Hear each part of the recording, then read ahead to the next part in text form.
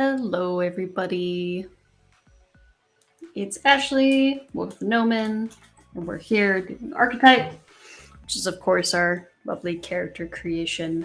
And this week, along with the past few other weeks, we've been doing the Druid character, which is my own personal character that I'm using for my latest campaign. So it's super fun. So we got to blocking and everything, and then now what I'm going to do is start doing some of the detailing. Kind of show you how I like to kind of build on top of super simple forms, because this is fairly basic looking. So what I usually like to do is pick kind of one section and flesh it out so I can get an idea of how I want to detail kind of like the thing as a whole, and it kind of helps me start breaking down simpler big shapes into smaller and smaller, more intricate forms. So yeah. If you're here, say hi. I always like seeing people say hi in the chat. I'm here to also answer any questions that you guys have, or just casual conversation.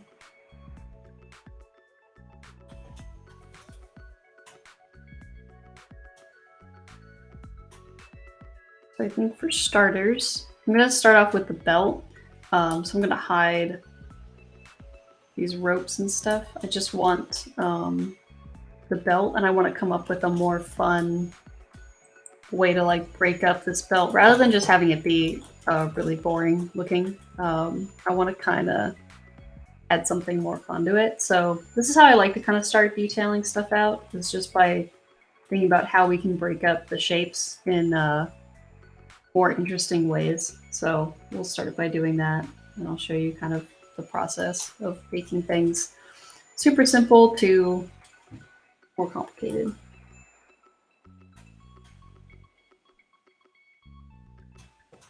I think it would be cool if this thing had some more layers to it. So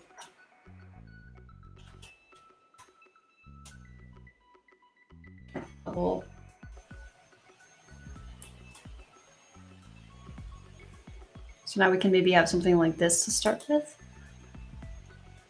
And this can attach and go behind the other part.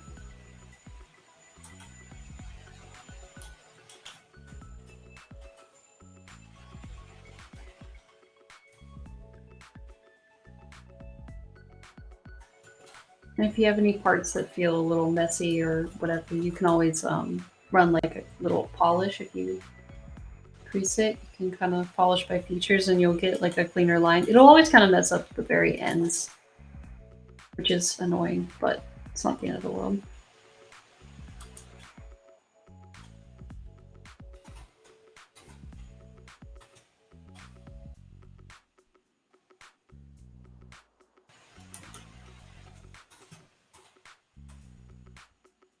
I actually don't mind the rounded shape a little bit.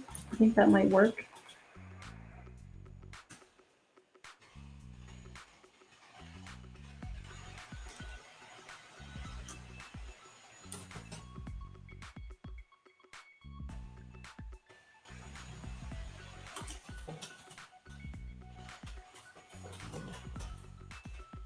We could do something like that. And maybe it could be a little wider. And then this is something that this will also attach to. So we can start thinking about how, you know, that's going to hang off of this and attach.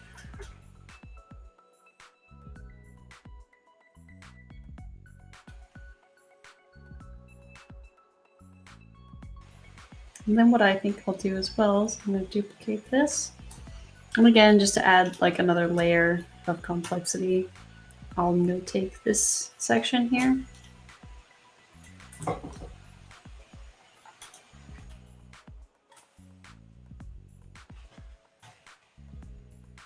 going to move it in, I'm going to move it up. I'm going to kind of make another piece here. If you wanted to, you could get rid of these for now. And just work with I like to work with the simplest shape first to try to get the overall feel of something, and then I can start to detail. This is kind of the point where you just have to trust the process.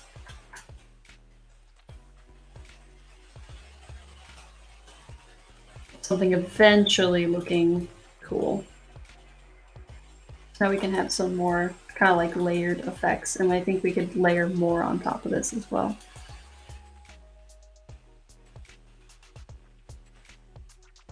We can insert this now.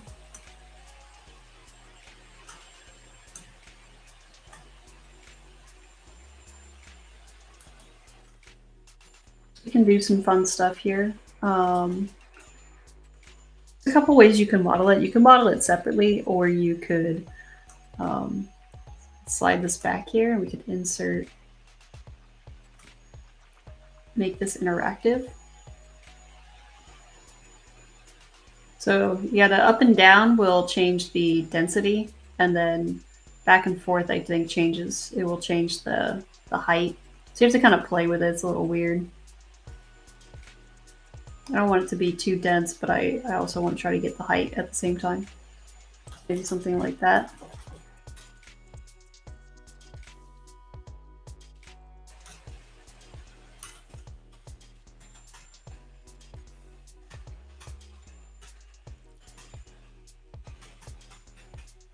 And just group that.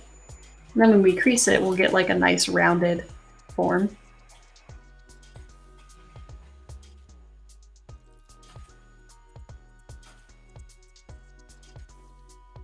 Hello, Jared.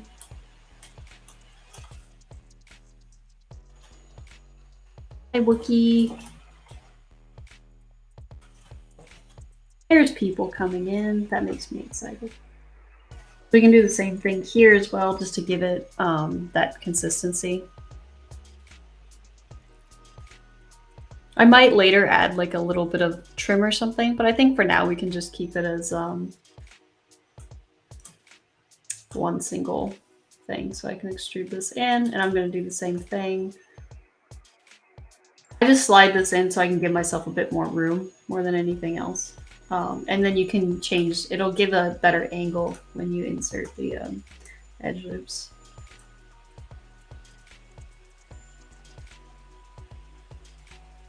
And if you just tap it, it'll repeat that same exact process. Now I can crease it.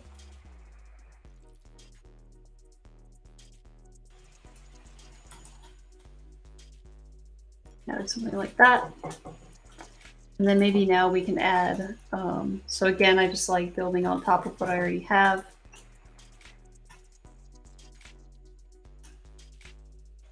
I can go ahead and delete hidden, and now I can, I'll insert an edge loop here.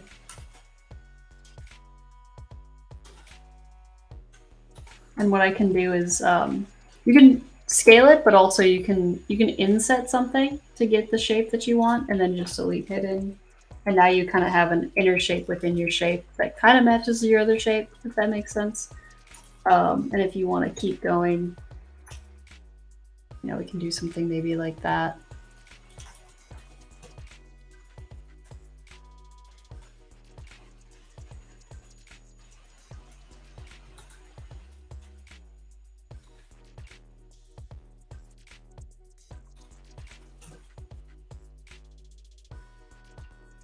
And again, creasing is super handy, but if this is like too sharp, if we're going for something such as leather or whatever this is, we can change the crease level on this to something that's a little less crazy. And then when we smooth it, it'll look a little smoother. That's a nice thing. Jared says his son is interested in testing video games. It is a job. It is a very much needed job as well. People who test games are known as QA testers. So they go find bugs and test the game to make sure that there's nothing weird and that it's running smoothly and all that stuff. So it's a useful. We like them as employees. They go find all the bugs that we missed.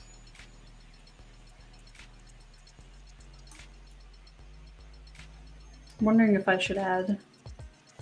No, I'll leave it alone for now.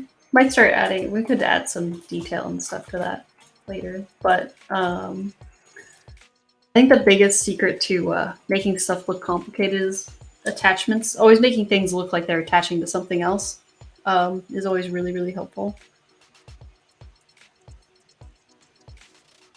So we can. I have a saved thing in here of baking belts and straps. Now, I won't be able to utilize all of it because remember our character is a druid, so I like the idea of sticking to the limitation that they can't use metal. I mean, we can make belt buckles wooden, you know, they could have wooden rings, but I don't think they should have that many. I think it's going to be a lot more like straps and ropes and ties rather than like rings and things. But we do have some stuff that I can utilize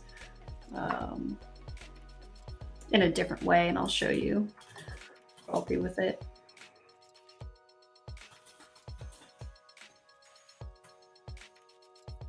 So I'll first drag it out. Now I have this, and I can make this a lot thicker if I want to, and I can change kind of where it's attaching to. And I'll also get rid of that edge loop, and I'm going to make 2 here to attach to. And so what I like about this now is instead of using this just as like a kind of plain strap, what I can do is I can use micropoly. So I can turn micropoly on, and I can pick something like wire, which by default will give me something kind of rope-like. Now, but it won't align very nicely first, so you can hit align, and that should help, and then I can rotate these. And now I have something that looks kind of rope-ish. And later, if this is too many, I can always change it because it's on the fly. So these are adjustable, so I can get rid of maybe this here, because that might be too many. And that looks a little cleaner, right?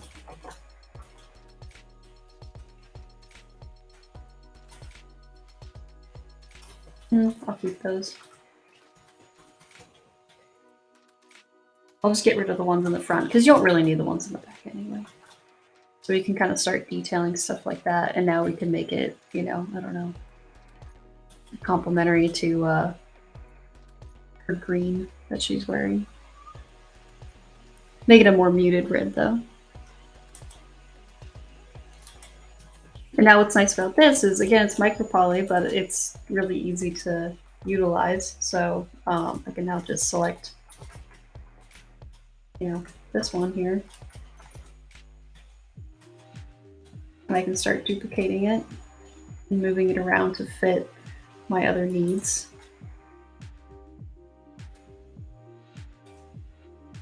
And it'll change the orientation of it. So I think that's because I did a mirror and weld, but it's, again, very easy to fix. But I can just go ahead and start kind of placing these things here. I'll just hit align again and rotate, and there we go.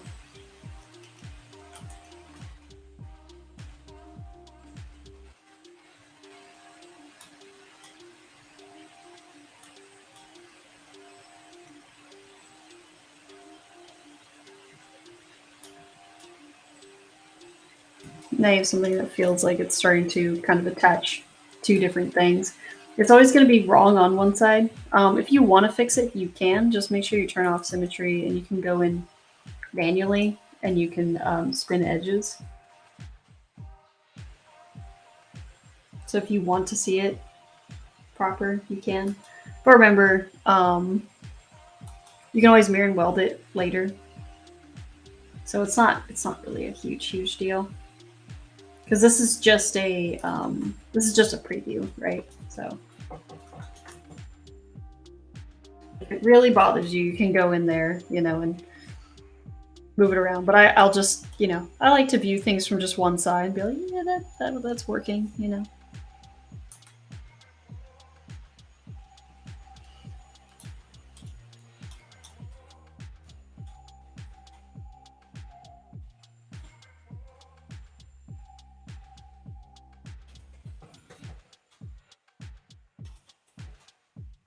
Maybe I'll do the same thing here.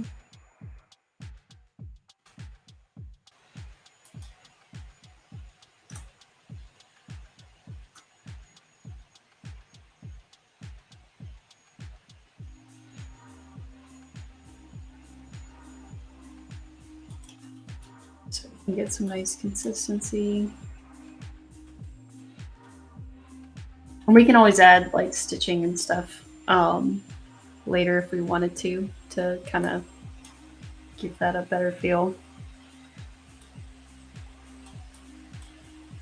We can also add little, we don't have to punch holes. If you wanted it to look like a hole, we could do something where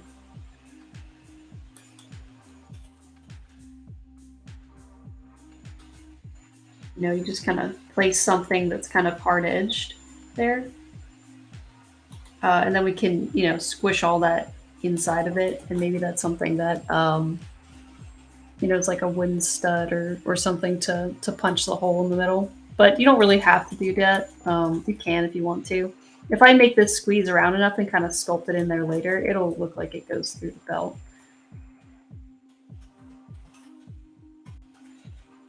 And maybe later we can add some interesting stitching patterns and stuff.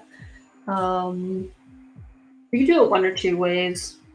We could sculpt it. There's also some stitching that I have that's just, instead of a sculpt, I think it's just curves. Yeah, so I have this Stitch 3D here. I grab that. So if I grab this, instead of this being a sculpt, you can actually just make it geometry. If I start, going around here and making a stitch pattern, you can do something like that. Remember, this guy's going to be pretty small, right? So that kind of detail in the final sculpt we probably won't see, but I'll add it because I like adding detail. But just remember, remember what you're sculpting for. And if I'm sculpting a miniature that's going to be in reality this big, probably need to make something a little more accentuated. Lysato, hello. I never know if I pronounce your name correctly. I always feel bad.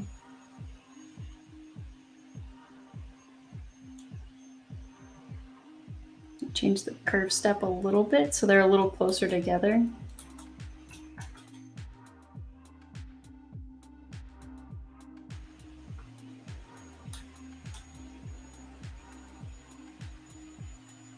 Could add some stitching around the sides.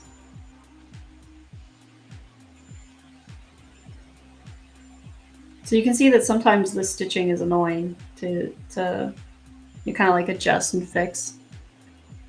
Lock start and lock end always helps, but you can also use liquid to kind of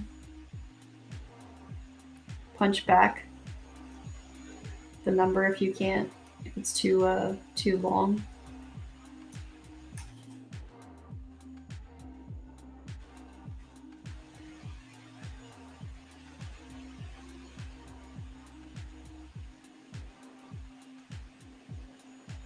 But you can kind of adjust stuff like this if you want to, but I'll show you a little bit of an easier way sometimes. Sometimes it doesn't always work, but do something like that and get a pretty something fairly effective. Or another trick is, I'm going to go back here.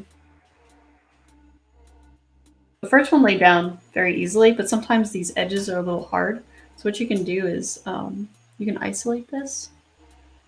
Or if you go to curve functions and you can say frame mesh and have border on, and then when you turn that on, you see it makes a little border. And now with your brush, you can click it, turn off symmetry because it'll give you twice as much as you need. But now you can see that it followed that perfectly. And now I can just get rid of the brush, invert it, and split it.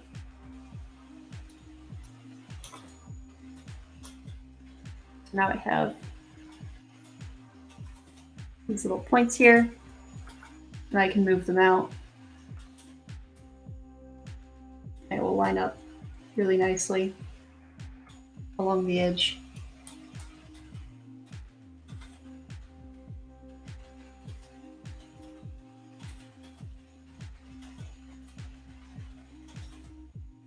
There might be too many or it might be too thin, but what we can do is we can run an inflate. Whoa, don't go crazy on me.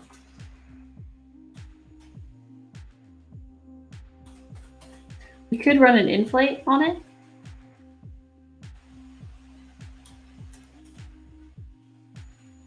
And then what we can do is we could, do something like get rid of every other one or something if it's too populated, We could change then the curve tools as well if we didn't like how detailed that was getting. So that's an example of how you can kind of start to add some stitching. I think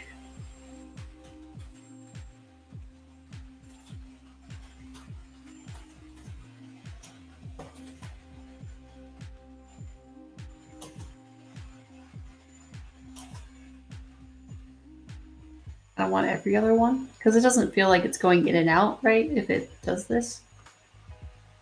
Whereas if you get rid of every other one.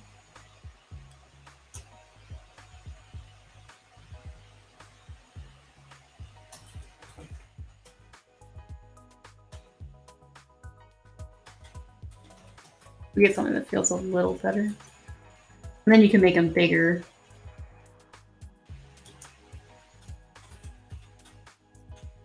And sit them into the surface a bit more.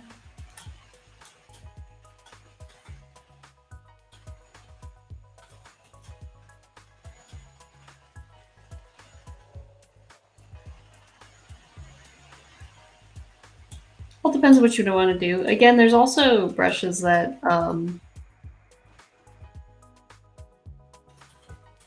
something that's not symmetrical here.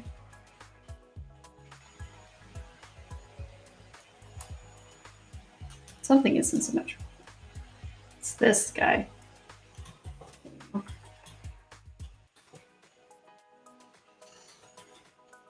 You can do something like that. I think it got inverted, which is why it doesn't look very nice. So we'll try it again at some point. But you get the idea.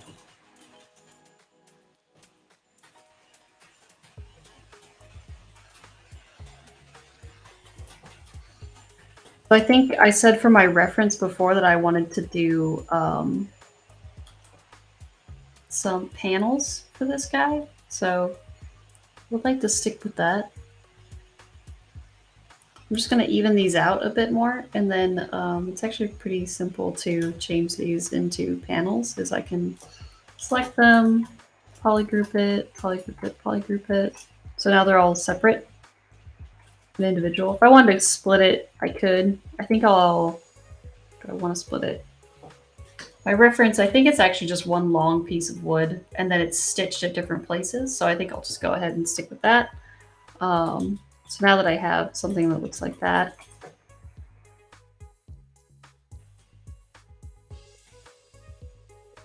I'll make sure these shapes are right.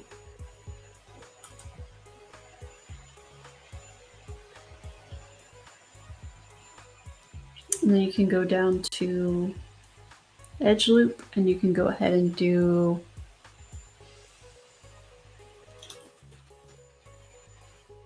panel loops. Turn out these. You gotta play with the thickness. And also turn off that polish because it thinks it knows what you want, but it doesn't.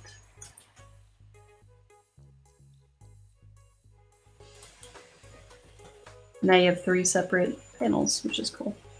We can pinch them later, or you can also make them not double, and panel loop will just also add kind of like thickness to a panel, which I think might be nice for this as well, so it just stays as one shape.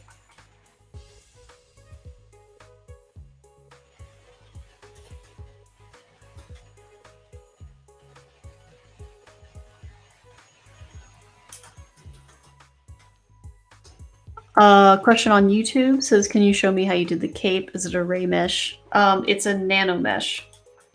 So I made one piece that looks like this. And then I just nano meshed it onto a piece of geometry that looks like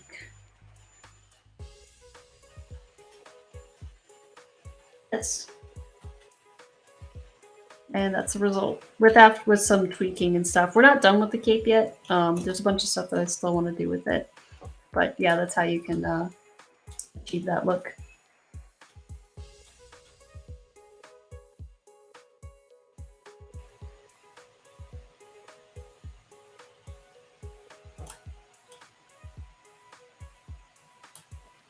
Oh.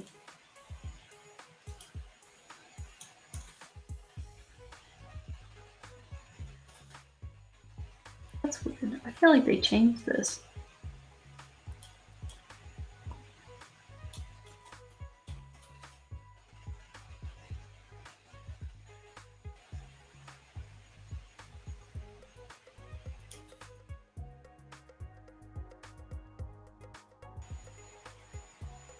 I think I'll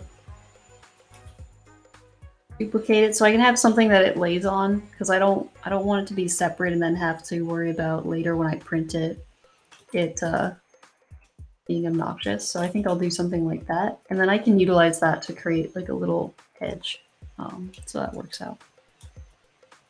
Fox Braze says he's here for the dinosaur ninjas. I am too.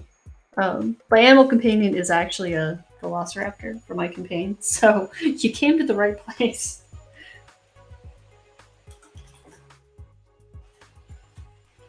Cool. So now we have that. I'm gonna go ahead and make the little stitchings. So I'm sure I have a piece of geometry that already looks like this, but I'll just show you guys how I would make it. So we can make it a ring. And I'll make it pretty low res. You could even do half of one, because you don't need the full one. The only annoying thing is you can't plug in the number 180. So you have to kind of like, oh, I got it. So keep it super low, right? You can rotate this. Rotate this at 45. We can duplicate it and we can mirror it.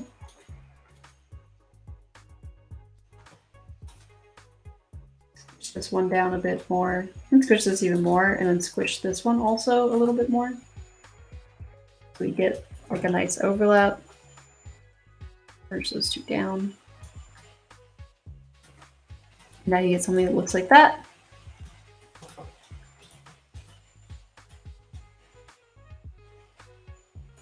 Our host put the episode of me making the cape. I did make it on live stream. Thank you for reminding me that that was something that was recorded.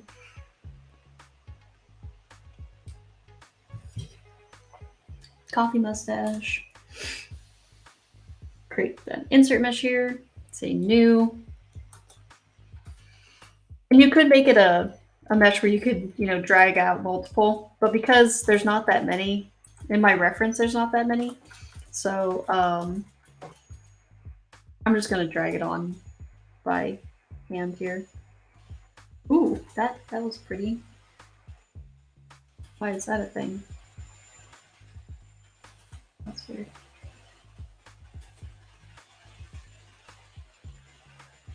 I'm going to use the simpler piece of geometry to drag on. There we go. Now we can something like that. I'm going to make them bigger because it's a stylized piece, so I want hide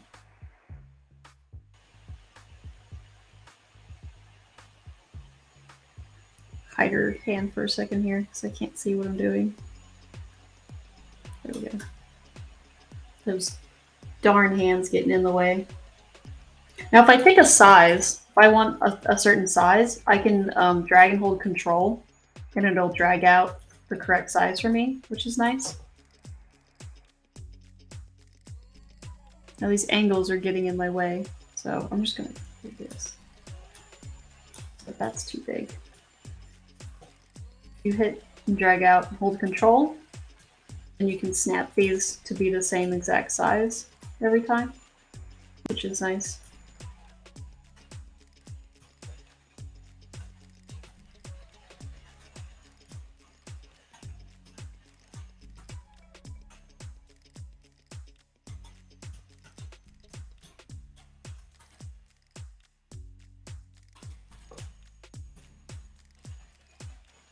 And now I can go ahead and grab this piece, extend it.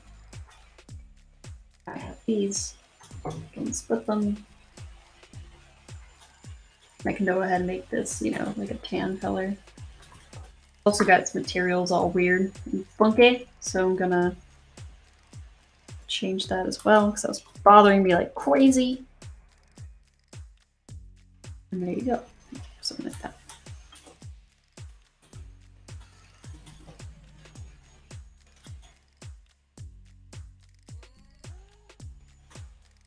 I'm gonna go ahead and crease or polygroup this.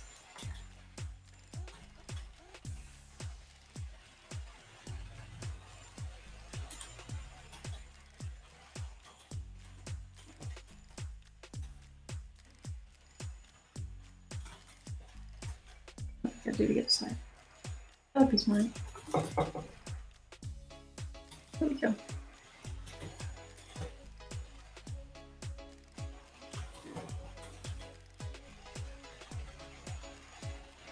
And then so that color I want it to be back to that other normal color. Well, now what we can do is I can, I'm going to keep this back piece like I said, so that way it's easier to merge them all together later. But what I can do now is I can also duplicate this.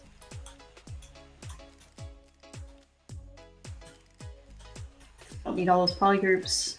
I can extrude. You can do it one or two ways. I think this will be easier because it's a little bit of a funkier shape, because I can extrude in, and then I can flip it, or that, and then I can extrude this out. And then I can select this loop here, and this is really all I want. And now I can extrude this out.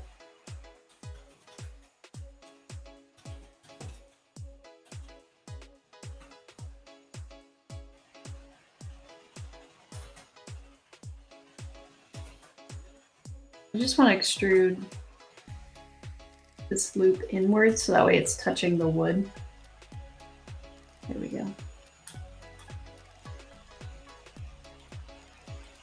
I can get rid of that. And this might be a little too thick, but again, the character's really small, so you know, having that thickness might be for the better, right? Because if our character in reality is going to be about this big, probably even smaller for a D&D game, that knot is huge. I'm going to time that. It's going to be like this tiny. So, you know, the thicker it is, the easier it will be to go in there and paint it if you want to, or at least you'll just see the detail. So we can leave it that thick, and I'm not too worried about it.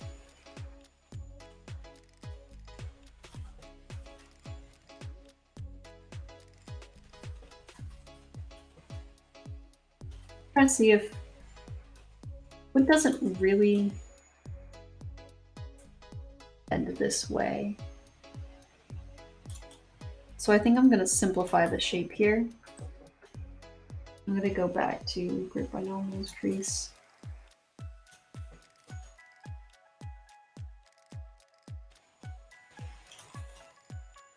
Have something a little smoother. I think that just works better. Our character's also pretty like soft and fluid, so I don't know if really having that angular thing was helping anyway.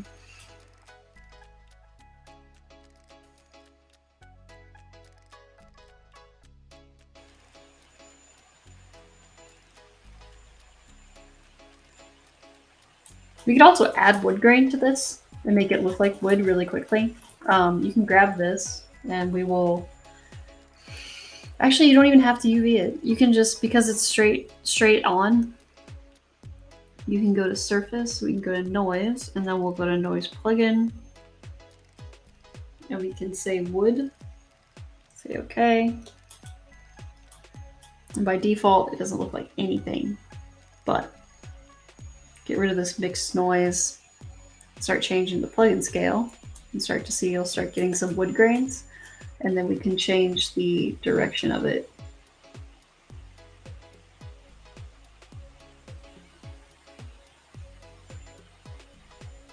And we can color blend it with a different color if we want, so we can grab, you know, like our brownish color and kind of mix it.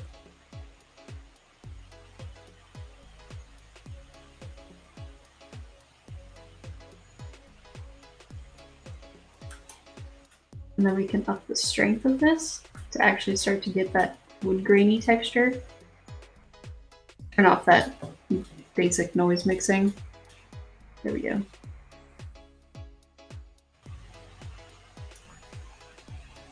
I want something in between there. It's not letting me have it.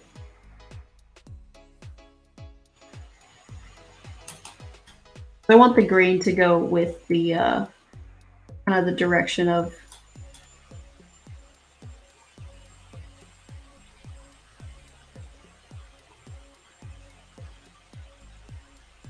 and you can find that a spot that just feels interesting when projected.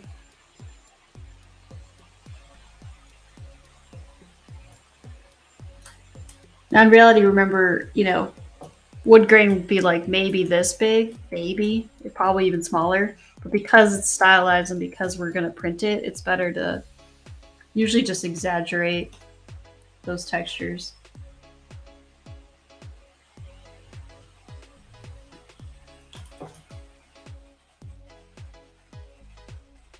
You can now get something that's starting to feel a little better.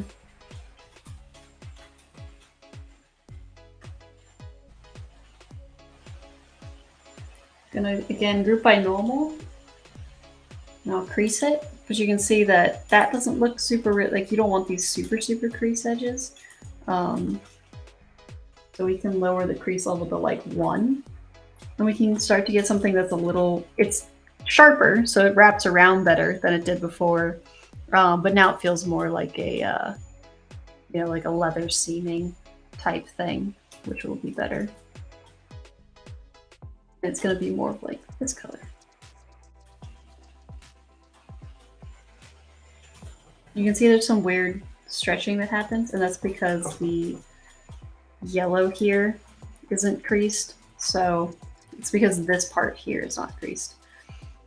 So what you can do is just go around and make these separate polygroups wherever you want them to crease. Same thing with the back. And we don't need this edge loops to make it our lives a little easier.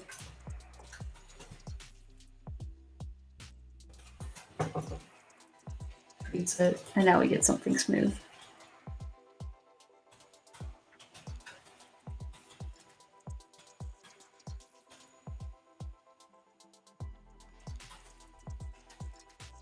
Take these down in a little bit more.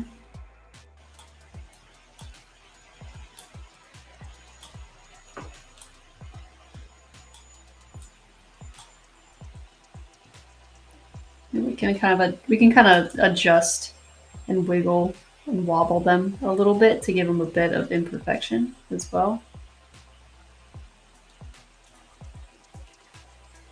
And to help, we have this back piece here, which we can colorize to be a little darker. So you then get a seam line. So then you get like a nice little breakup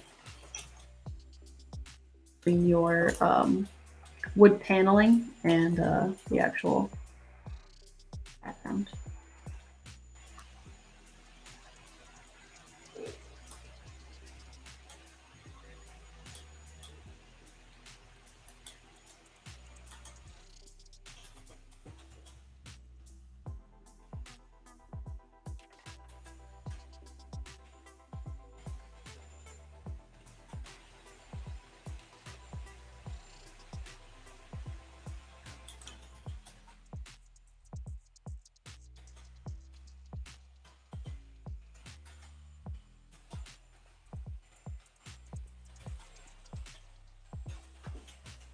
Then we can add some like stitching, you know, around the side if we wanted to make that feel like it's really stitched to that. And now we can also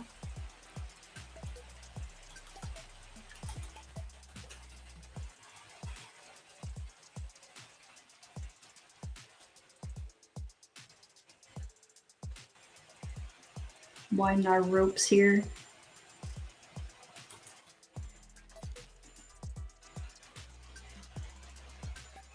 Again, because this is micro poly, super easy to work with. Because it's not any actual geometry yet.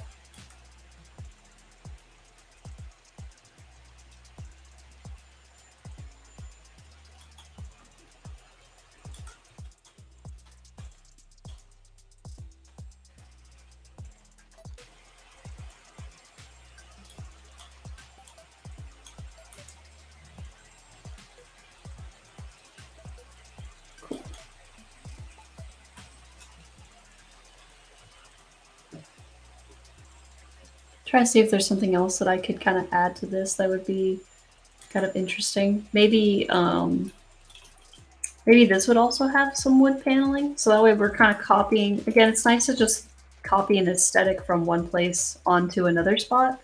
So that way you have some sort of form of consistency. Because if this wood grain and this type of pattern is the only thing on it, it'll look a little weird. So maybe this piece we can treat like that. So because of that, we can hit in. So you can see a lot of this process is also kind of thinking through stuff and restarting, which is why I like the way I work. Why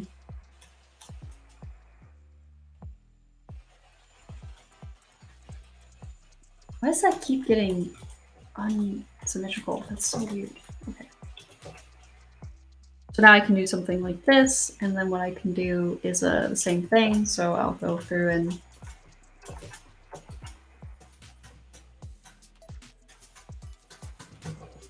make them all separate, and then we can go duplicate that.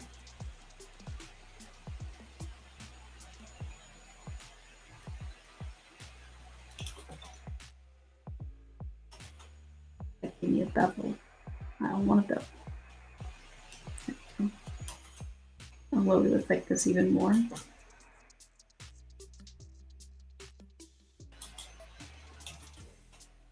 There we go. And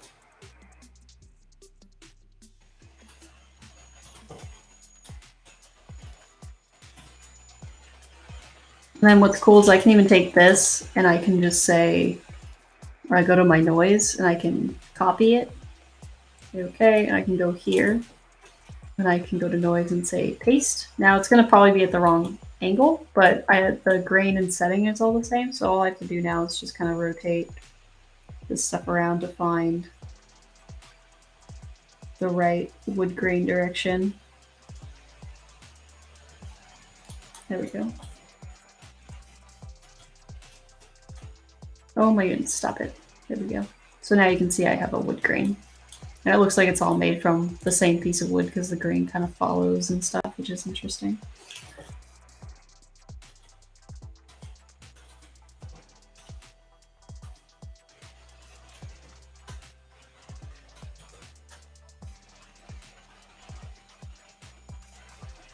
And then we'll just use the same method of madness, which is selecting, pick that color, fill that.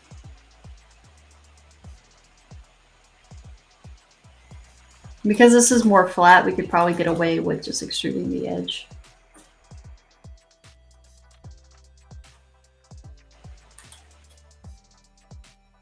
That, and then that's all we need.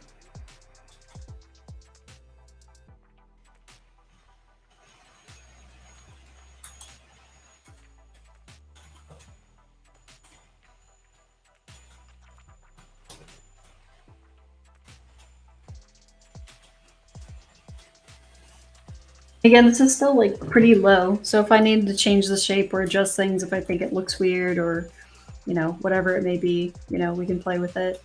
It might be interesting to have something like that on the sides, but I don't really know yet. I think the biggest thing that's bothering me is that this tannish color I don't think works. I think it pops out like too much, so I think I'm just going to tone down that color.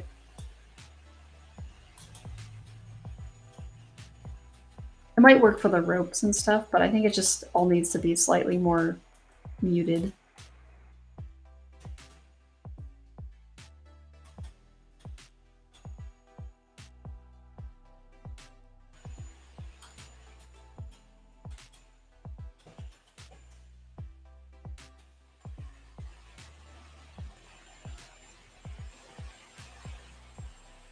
Make this a little longer.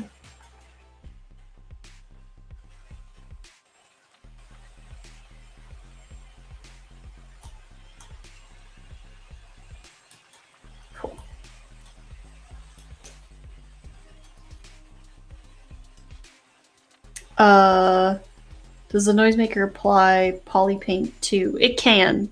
Wookiee's asking. So if you go to the noise and you say edit, this little color blend thing, it can add color to it. So you can see it's adding color. If you don't want any color, you can just turn it to 0 and it'll keep the color that you have.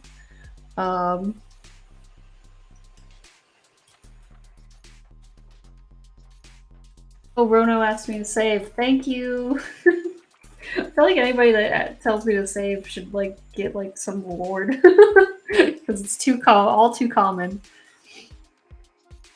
It's my origin story. Is I don't save things, and that's how bad things happen to me. But then Sasaito and Wookie was also asking, how do you hide just a couple of polygons? So I'm assuming you're asking about when I like edge selecting stuff. That's what I'm assuming. So if I pick something like this, if I want to edge select, I can hover over and either select the column or I can edge select over here and select the row. It only works with the select lasso tool, not the select rectangle. That's why I have these two next to each other so I can quickly swap back and forth, because sometimes when it's really high res, it's annoying to try to use the select lasso because it'll try to select an edge loop that you don't want. So I like having them both together so I can easily select one or the other. But that's how I'm selecting and hiding polygons, if that makes sense. I actually think now that we have rope, now what we can do also is I'm going to actually use that method, delete hidden, and I'll turn this into a micro poly and turn that into the wire line. And now we got kind of like a cool rope thing instead. And if I want this to be bigger, I can always, you know, thicken the, I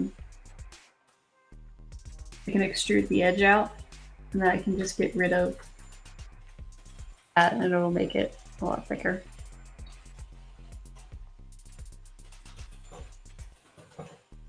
And if it's too stretched out, you can also, you can get rid of some loops here.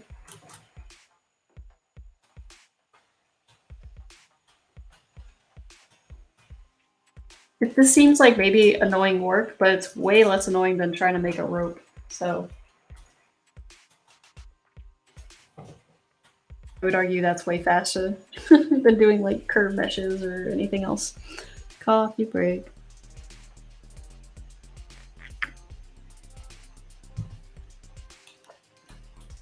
Cool. You can see we started detailing out the belt. Dealing out those little things. We can go ahead and add some thickness maybe just to this, so that way it just looks nicer. You can crease it, give it a crease of maybe 1. It can kind of fall nicely. Do the same to the back here.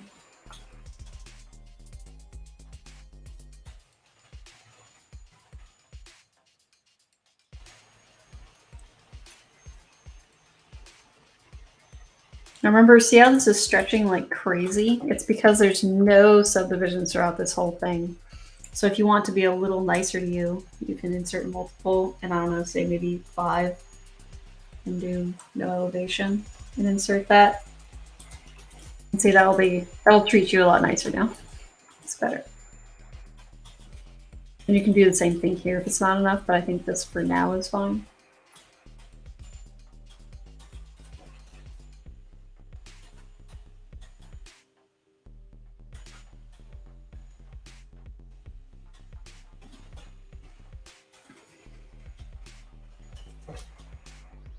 So now let's go ahead and sculpt some cloth. I'm always a little hesitant to sculpt the cloth because we always pose it, which means that you just have to end up resculpting it. So it's fine. I'll do the work for you guys. I think you're cool. It's auto-saving. I'm not going to touch it.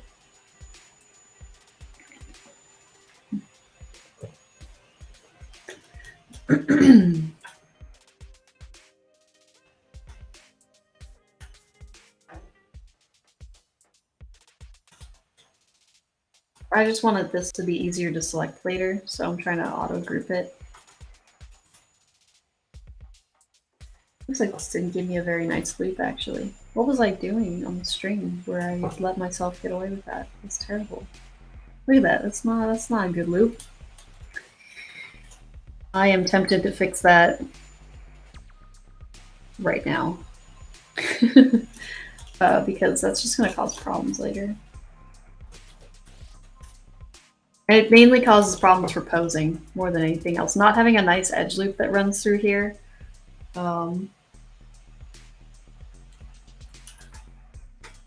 is very, very troublesome.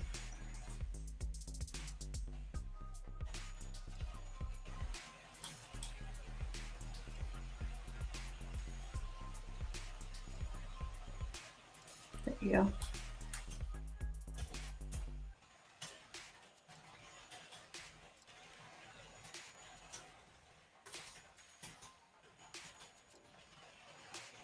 I know this is annoying, guys, right? But trust me, it's a lot. It's better to fix this now. Okay. Is that a loop? Yes. That's what I want. Okay, cool. I'm happy now, guys. Don't worry about it. It's cool. It's cool. And then I can just slide this actually up.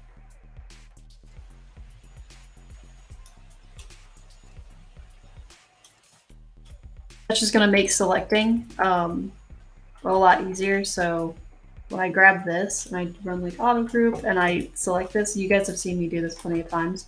I'll select the pant and then I'll soften the selection. Right, and now what happens, if you select that nice loop, it's a lot easier to move. So you'll get a nice, easier movement.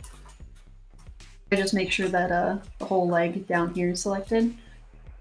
You'll get a nice deformation.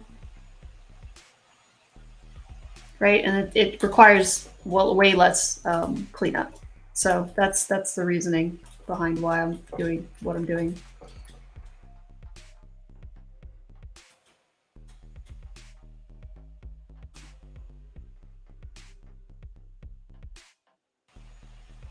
All right, let's start sculpting some stuff. I think I wanted to do some sort of like patchwork or something. That's what's in my reference, and my concept is that it's kind of patchy, or it could be something a little cleaner. I have some reference to some like actual patch pattern stuff, so I think I might try to do something like that instead for detailing, because it might be more fun. I want to create something where there's a nice break between her normal clothes and then her other stuff. So I think what I'm going to try first is I'm going to go ahead and duplicate this. I'll do this before I start sculpting, and I'll show you why. It's because as long as I keep the same topology, it should be easy enough to sculpt on. So I think I want to add, like, maybe there's like a pattern that goes, or a different like stitch thing that goes on the outside of her leg here. So if we do something like, I don't want it to be very simple. Like I'm trying to think of what kind of shape I want.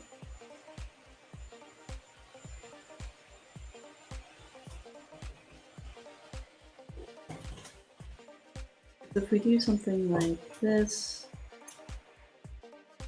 then we grab this.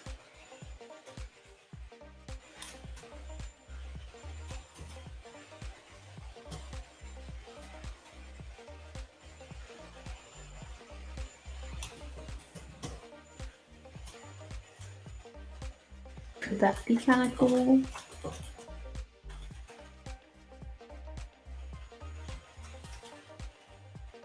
I feel like a pant line just down the middle or down the center or down the middle isn't very exciting, but maybe we can make it more exciting. Let's try it. I feel like this is an easy out, but it's fine. Maybe I can add one more something here. I just want to add a little bit more breakup to her pants. Again, it's all about like, instead of just having pants, make it have something about the seam work that's interesting, or you know, break it up in a fun, weirder way. And it doesn't have to completely make sense, especially for stylized stuff. I always like looking up real reference of things, but people stitch some really wild, crazy stuff. So I think it's just important to be more creative than you think with it. So but let's just do this for now. So I'm going to go ahead and extrude this, whoops, out.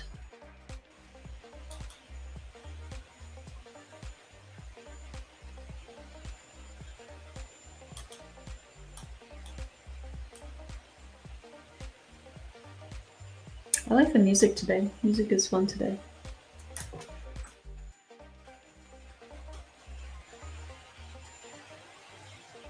And I'm sorry that we can't play Disney songs and just sing to our heart's content, because you know I would.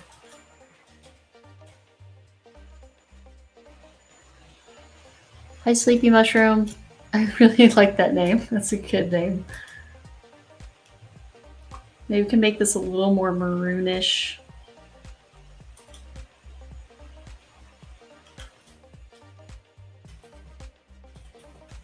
So the polygons are following exactly, which is what I want. And I'm going to add, I don't know, guys. I want to add one more thing. Just add more. We'll see what it looks like. So I'll grab this leg and this one. I don't need anything else. And then what I'll do is I'll use the slice curve to cut this. And well, I'm just going to keep this. And then if you want to, you can run a little bit of cleanup on this, but I think personally it would be fine. Especially if you do something like that.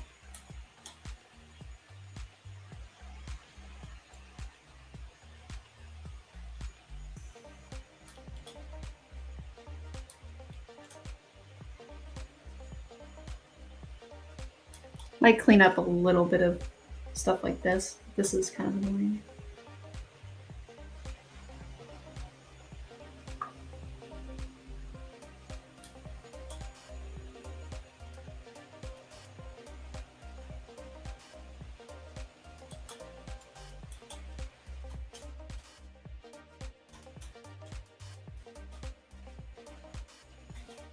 Oops.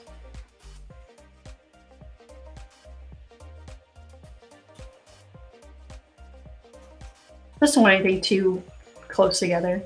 Now what we can do is extrude this out. Extrude this up. Do the same thing.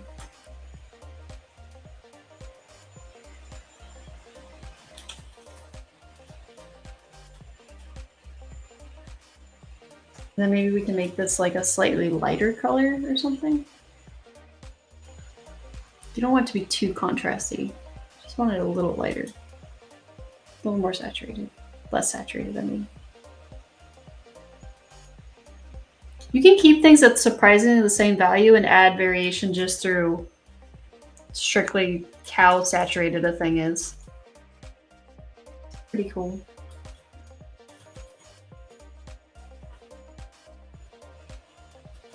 Cool. So now we have that.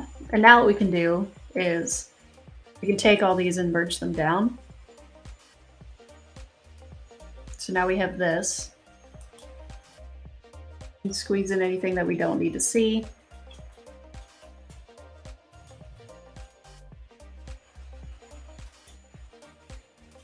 Now when we subdivide here and start sculpting on this, you can just sculpt right over top the seams.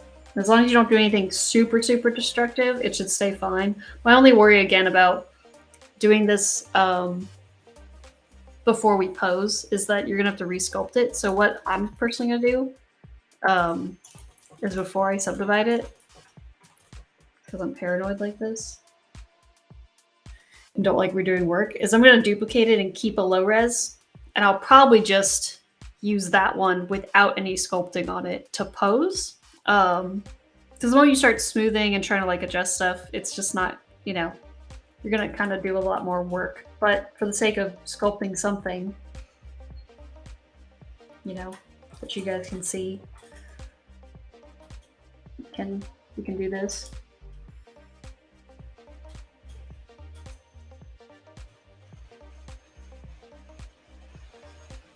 So make sure back face mask is on.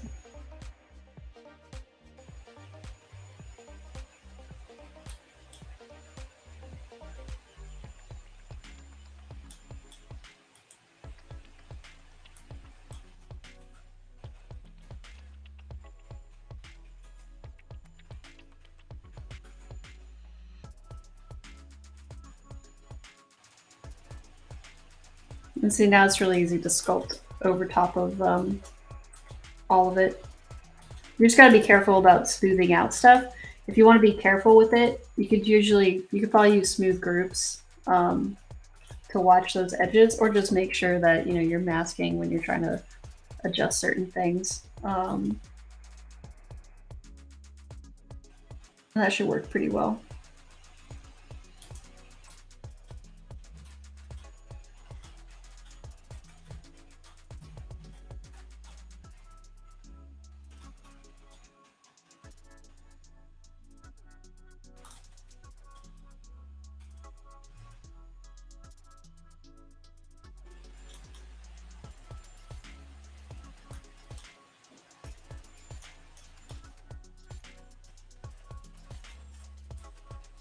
We could have added like maybe some more interesting detail here.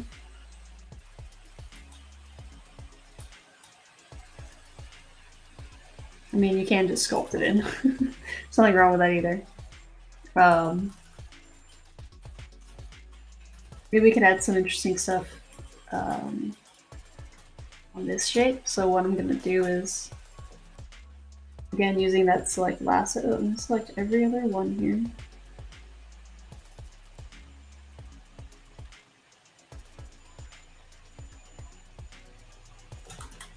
I'm gonna get rid of this one because I think this is on the edge, so I don't want that one. Okay, well, let's see what it looks like. Oops.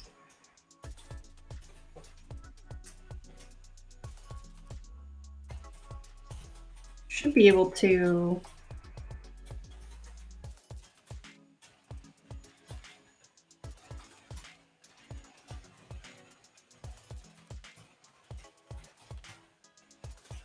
one second. Isn't it working?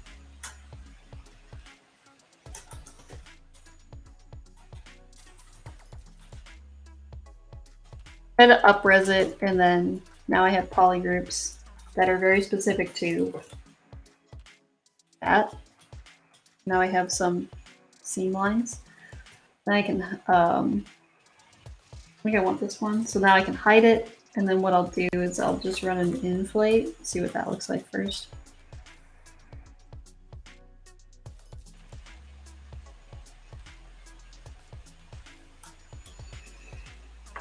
Because I don't sculpt straight lines very well, even with my new tablet. So this is an easier way to kind of achieve this stuff and have it be nice and clean.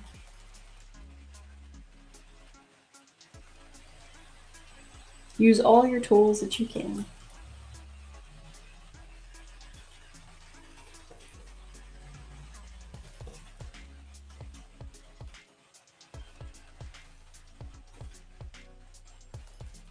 And now we have some cool patterning. Again, is this type of detail going to show up in the mini? No, probably not.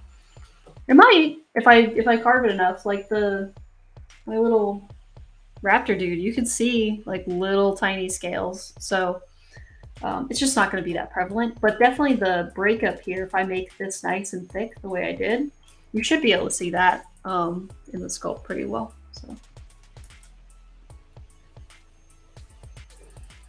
And now that you have a guideline, if you needed to, you know, I added one more subdivision, you could go in here and kind of adjust stuff, but also that polygroup stayed. So now I can keep that and I can keep adjusting that if I need to. Or I can also mask it and, you know, make it a different color or do whatever I want.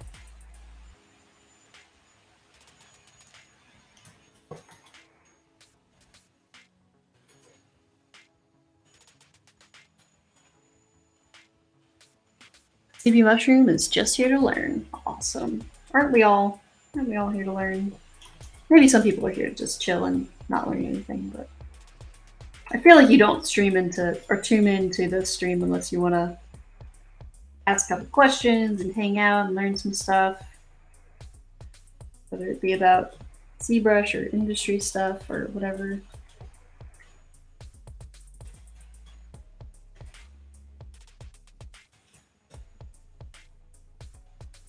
Maybe you can add some polling. So it feels like the I can do something where it feels like it's stitched in.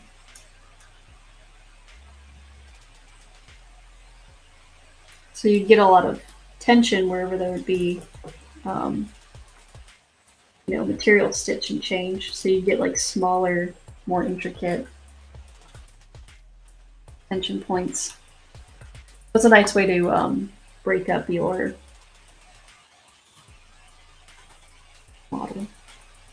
For the final one that we posed, maybe I'll split this off as well to create it and make it just as clean as the sides. But for now, I think it's fine. But that could be something that goes all the way back up and around. So you could, I'll just try to remind myself to do it by doing that.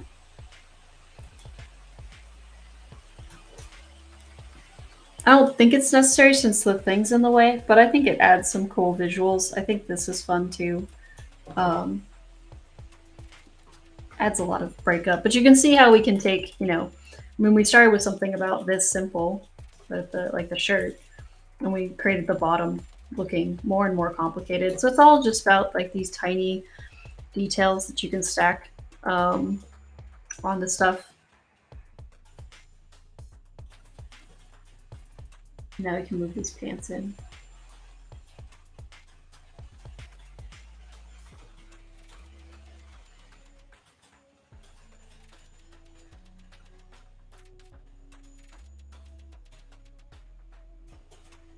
Again, you don't have to make sure that she's fully into it, right? Like areas like this, if you don't want to. Because you can always just hide it later since you won't need it. But I personally like to, I think it's just a habit from my old job is, you know, turning on transparency and seeing, like, does this character actually fit, you know, in what I'm making? It's just a good way to kind of ground yourself with some limitations as to what your character can wear. And kind of hold yourself accountable. But later on when we pose it, we can get rid of anything that we don't need in order to pose. So like her hips and butt and thighs, we'll just split them off and not even worry about doing them. Just a giant piece of straw hanging out. So I'm gonna bring that down here. Bring this one down. And I'm gonna make this smaller because this is ludicrously big for no reason. So we'll make that small, just so that way it's easier to see. Sleepy Mushroom is curious as to what I have worked on in the industry. I've been in the industry for 8 years now. I graduated from Gnomon back in 2016, I think. And I started at Legacy Effects, which was originally Stan Winston Studios. So they're the people that made the original Jurassic Park animatronics and things like that. So I worked in practical effects. So that's where I get the background of 3D printing and maquette making. Worked on sideshow collectibles and things. But I also, so there I worked on, I think my first project was Pacific Rim 2. And then we worked on Shape of Water. There was a movie called Underwater. I worked on Avengers movies. and I also worked on the Mandalorian TV show, did a bunch of commercials. What else? We used to work on over like 200 commercials a year, so we worked on a lot of stuff. I did the pistachio turtle, you know. We made the Affleck duck. We did glasses for the Affleck duck. We did the Destiny 2 live action trailer. Did also the Halo one. Yeah, but I did about 3 seasons of Mandalorian while there, and then I went to Cloud Imperium and worked on Star Citizen.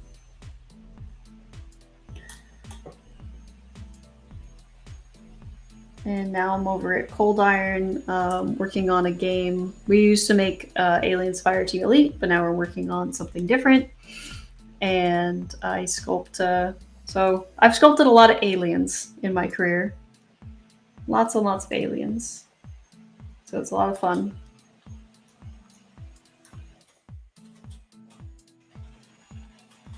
But yeah, my entire career has been nothing but characters. I've always done characters, whether it's for realistic stuff or for stylized or, you know, for maquettes or whatever it is, really. It doesn't matter. I've just always been a character-driven artist. And I've always loved the storytelling that you can kind of display in your characters and they give them a background and you get to come up with who they are and where they're from and why they are the way they are. And I think it's all very fun. Try to slide this in to even it out, and then I'll slide this to try to even it out, and then I'll slide it back. Try and slide it back. Won't let me. There we go.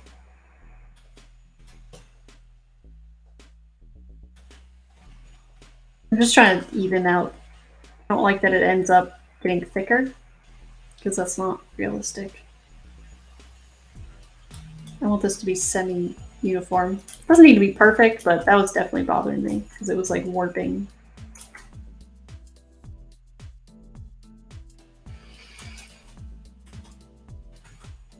But yeah, I spent about 5 years or 4 years in the practical effects at Legacy. So it was all about, you know, getting an actor's scan and fitting it to, you know, making sure that the dude who is the Mandalorian can wear the actual helmet without his nose being squished for 6 hours of filming and stuff like that, and putting in proper ventilation. So, because most suits are really hot. They're really hot and you get really sweaty.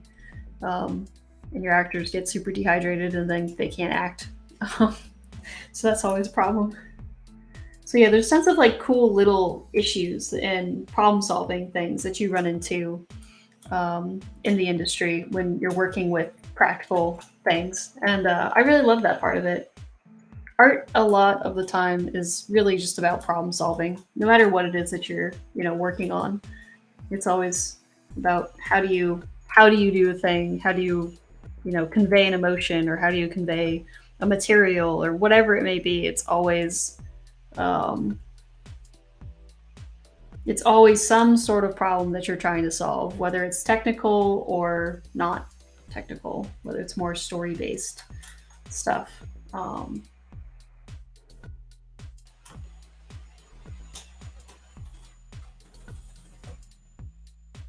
is there no extrusion on this? Oh, that's why. Okay.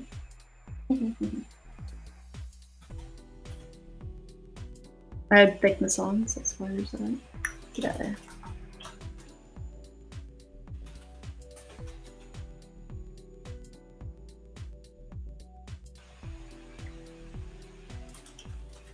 I want it to be wider. That was easy enough to make wider on it, actually. I don't mind that.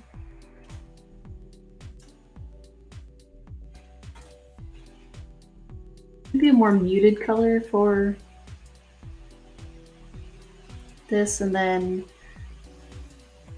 darker or lighter. That is a weird green. I don't like that green. It's either be more saturated or less saturated.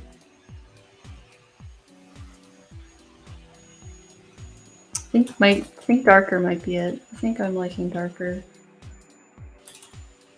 But not by a lot, just a little bit.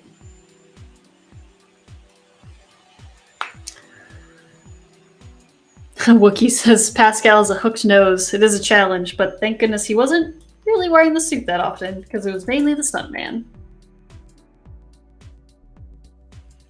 That's right. Throwing shade at Pedro Pascal on stream. What are you gonna do about it?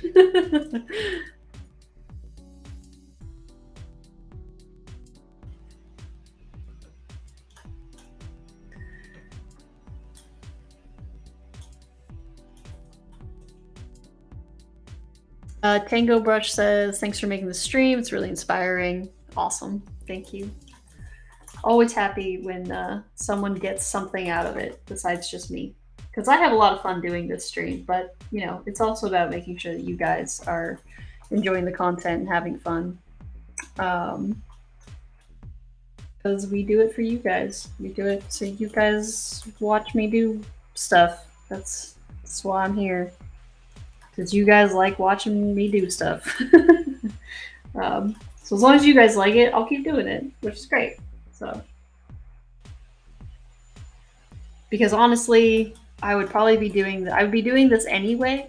So it's just nice to have an audience, and it's nice to have cool people to share art with. You know, if you're making your own art, even though you're not streaming, it makes me happy to know that, you know, you guys are out there making cool work, I hope.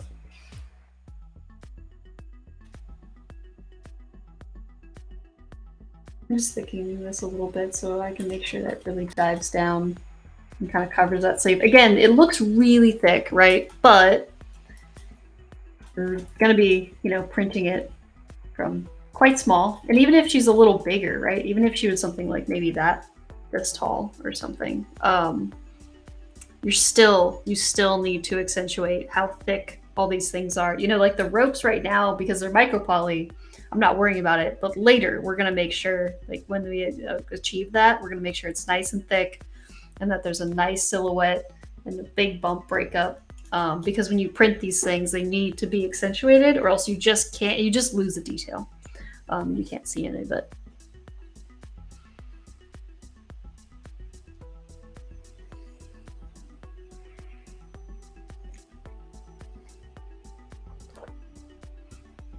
Oh, Rona says he loves watching the credits for Mando because they, I love that they show all the concept art.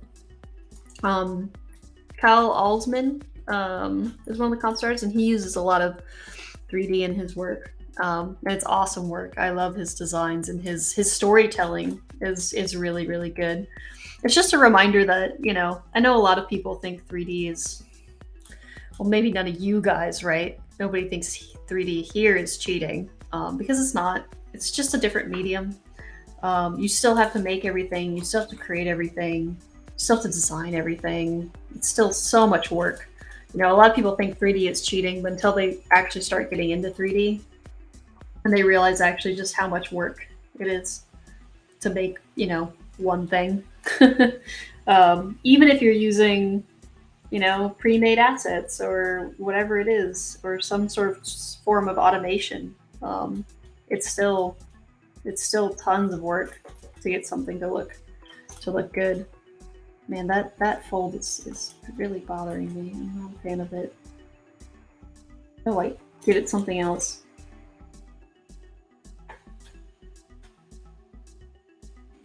It's not connected to the bottom, so I think that's what's driving me nuts about these folds right now.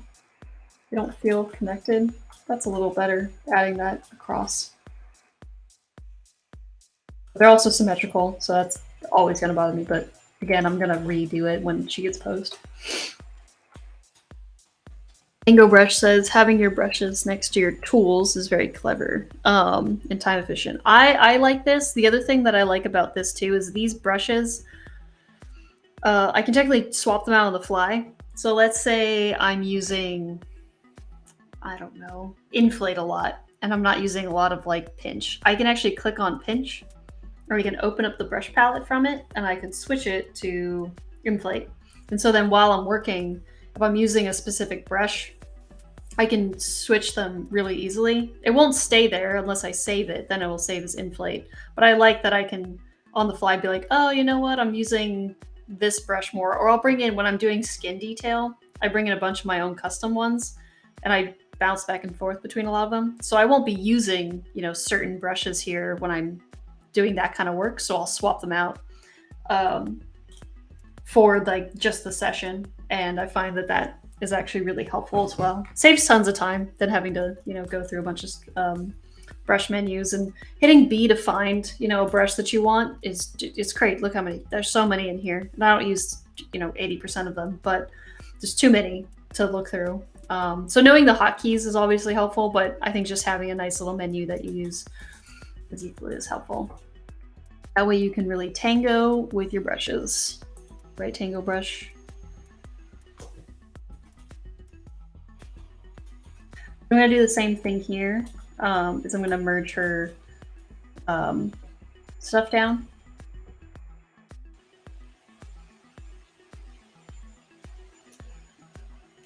Now we have a bunch of these, you know, lines. It's very liney, lots of kind of lines, and I think I want to try to do something, obviously, in her kimono that kind of explains the same. The trickier part, though, is that my geometry isn't very good for it. Because see, what I would want to do is maybe have this side go down and have all this cool striping. I might have to sculpt it, and then after the fact just know that I'll probably remesh this or redo this, so that way these lines flow in the way that I want. Or let's try something else. Actually, I know another way we can get lines, so let's try another method. Because I'm picturing.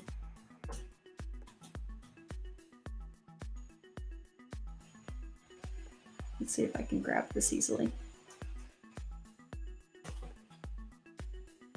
There we go.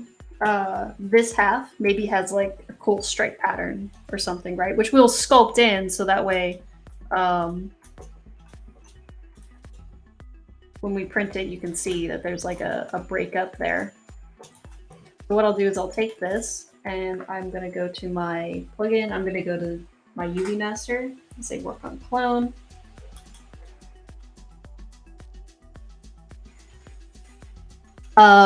Sleeping Mushrooms asking, I'm curious on any tips for sculpting in general or learning sculpting. Any tips on learning sculpting, right? I'm assuming that's what you're saying. Well, it depends on if you know ZBrush or not. If you're familiar with ZBrush, then just getting your hands dirty and sculpting, that is obviously going to, you know, help. But if you're not familiar with ZBrush or any 3D program, you can still learn everything you need about sculpting without any fancy program. You can just get some clay. You know, you can get some little Sculpey clay so you can bake it in the oven and, you know, paint it later and do all that stuff. I think that's a great way to learn fundamentals of sculpting, because a lot of sculpting, you know, if you're an artist, if you're not an artist, if you are a 2D artist, I think it's super helpful to take all those fundamentals that you have from your 2D, and you can apply it to your 3D. So all of it, you know, is the same about form and anatomy and shape language. You know, all these things that I'm doing in 3D, I would also do in 2D, which if you stick around for the stream, you'll see that every month I always draw my character first. And then we'll take that design and flesh it out in 3D. And I always flesh it out more than what I sketched, but the point is that I start from a basic fundamental of a sketch and then, you know, transfer that to 3D. I'm just trying to make sure that I orient this right. So I'm trying to find where I think it's it's gonna be maybe like that. We'll see. So yeah, when it comes to, you know, if you're talking about like sculpting organically, or, you know, a lot of the stuff that I've been sculpting isn't really organic. It's actually more hard surface. I treat clothes very hard surface because it has to be very clean. So, you know, that's another big one. It's just learning how to be kind of efficient in the program. But when it comes to just sculpting, I think it's really more about understanding those basic design fundamentals than it is about knowing the program. You know, the program helps you do things and make choices, but overall, it's going to be your technical design know-how that's going to help you. I'm going to say okay real quick and save.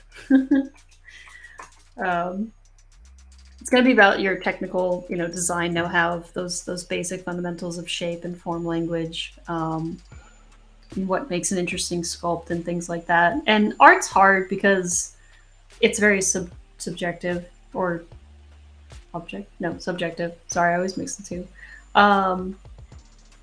Where what, you know, you might like, somebody else might not like, and that's just kind of how the cookie crumbles most of the time, which is okay. I think that's the part that's really nice about 3D or art in general. Sorry, I'm like so focused on this technical stuff. My words are jargon right now because I'm like, what is the? I have like 3 different things going on in my brain, but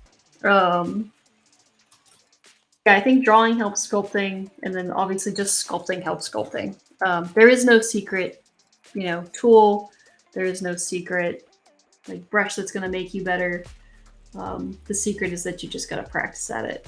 You know, I'm good at ZBrush and good at doing these things because I've been doing it for 8 years, and the people who've been doing it for 30 are going to be way better than me too. So, you know, that's just kind of the thing that you have to remember and remind yourself and work with.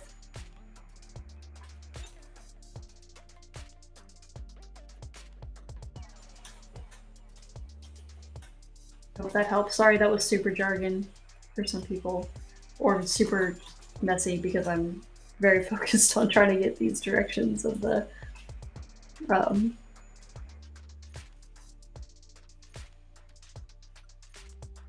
this thing going here.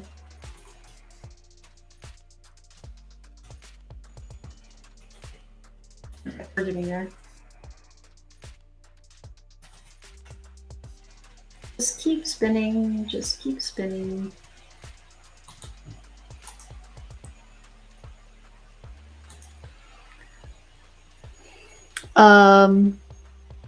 Dot Strike on YouTube is asking, do I have some advice for me to understand the blocking stage in ZBrush? If you're new to the stream, I have the block-in stage of all the characters that I've done in the past that maybe the host could link, so you could see in real time how I block in these characters. And I've done it 5 times now, so you can see different variations of that. Ooh, so close. Why is this not stitched together? I'm very confused why that's not. It should be all one thing. So yeah, so you can watch it in real time, how that stuff all comes together and works. But the biggest thing is, I think too many people in ZBrush especially, they tend to go too high res too soon. The key is to stay as low as possible for as long as possible. I mean, even right now as I'm blocking in certain things, I try to stay super, super low res.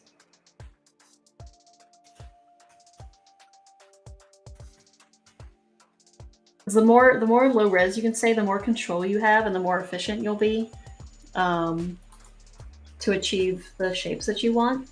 And you're just gonna have a way easier time making things. So I think the biggest thing is people tend to put too much topology on their initial block-in sculpts, and then they struggle a lot and they fight a lot with. That is just not going to go over. Why? It's all one shape. It shows it's all one shape. That's so obnoxious. Is that annoying? Look at that. Why? Why are you like this? Whatever, it's just gonna be on the front half of her. There's on the other side too. It's super weird. Anyway. So yeah, I think the biggest thing is don't go too high res too soon. A lot of this, for a long time, will stay very, very low res. And you should be able to see your whole character, even with no subdivisions. You know, you should be able to tell who your character is, what they're wearing, and what they look like without putting any really, really crazy detail on. Because all that other detail just comes after the fact and becomes just extra, you know. But if you don't have those basic blocking forms first, then anything that you do extra just isn't going to look good, you know. That's why there's the saying, polishing a turd, right?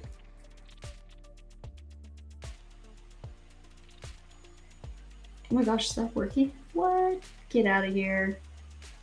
I've never had that work with UVs. That's amazing.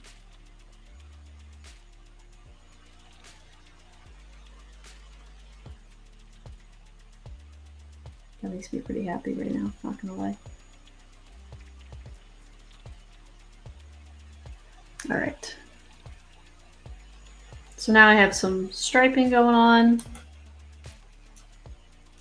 And then to view it, you can also you can mask it and then hide the mask. I'm just picturing basically looking something like that, where it's just on one side. Why the UVs are not being very nice to me here, I don't know, because it's one whole shape. So the UVs should just keep going over, but they don't. So I'll have to split it up and apply it differently. But that's one way you can add some stripes.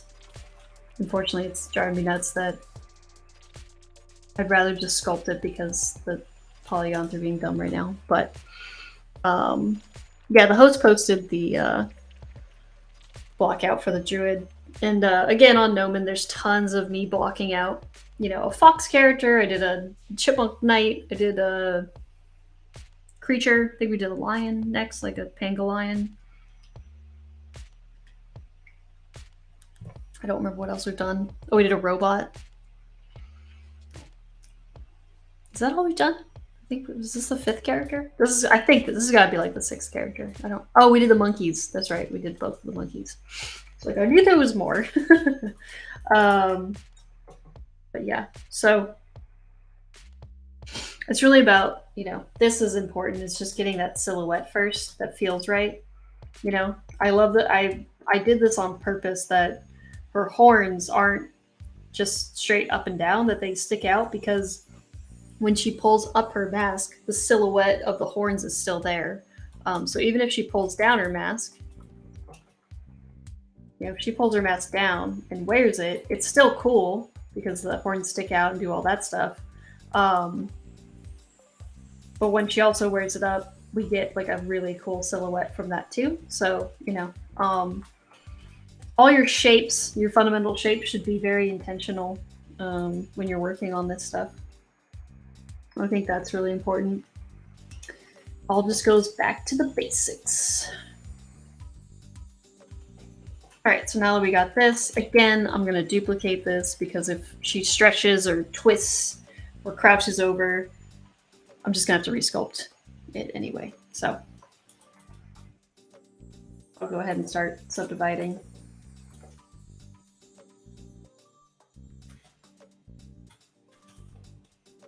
And as long as you've got the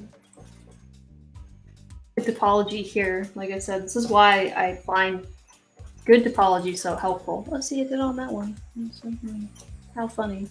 Because I can do something like this and I can invert it.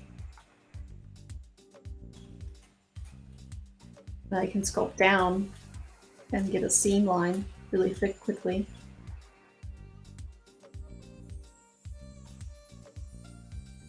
Might be a little too thick, but I mean, again, we're kind of going for thick now here because we're printing it. So we want stuff to be... Wait, did I not turn on symmetry there?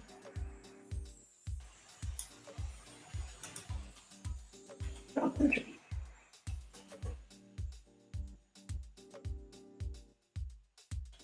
So push this stuff down. Again, this shirt is weird because I want to be working in sometimes symmetry, but sometimes not because of the crossover kimono.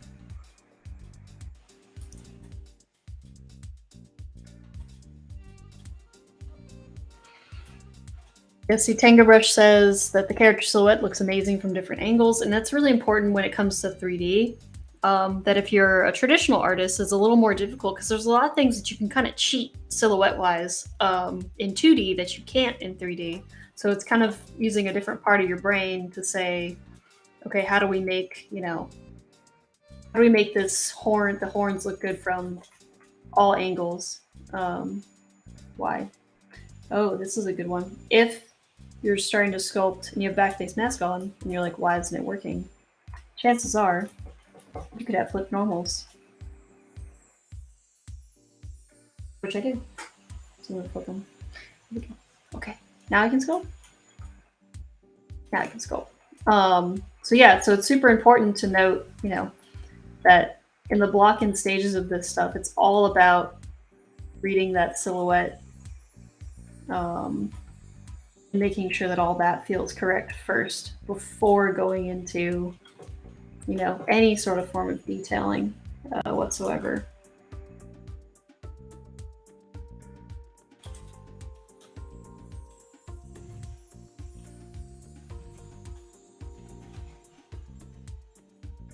Now her kimono's a lot stiffer, so I don't want to go crazy with the folds. I just want to put folds where it makes the most sense. And they would probably be a little sharper folds, because this is kind of like a crisper material. So you could go in here with the standard.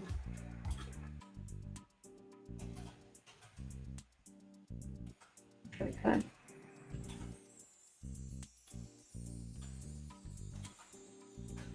Sharpen some of this.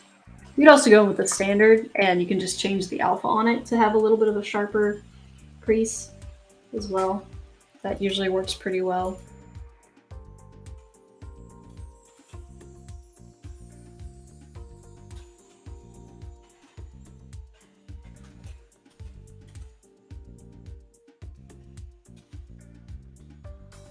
And then again,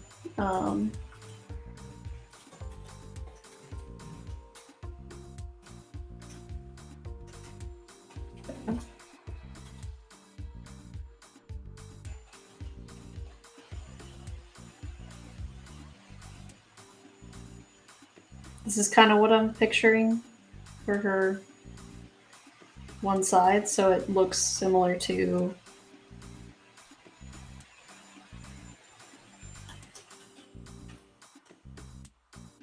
it's gonna be super lumpy though. Maybe not that. I don't know. Gotta do something. Her shoulders are covered, so doing anything kind of here doesn't make a whole lot of sense.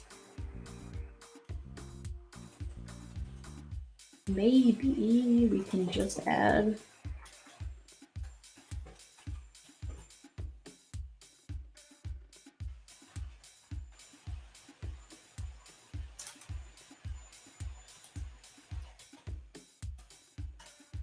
wondering how much I can get away with here. I'll try it.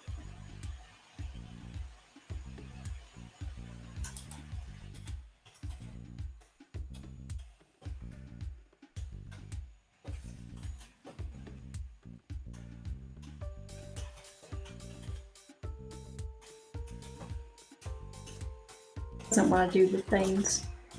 Do the things.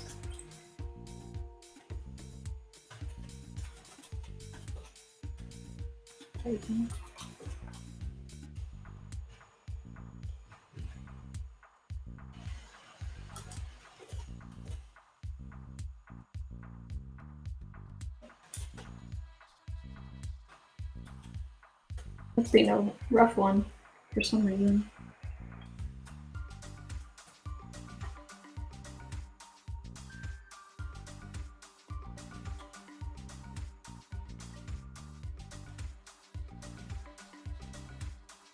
There you go. Maybe that'll be enough.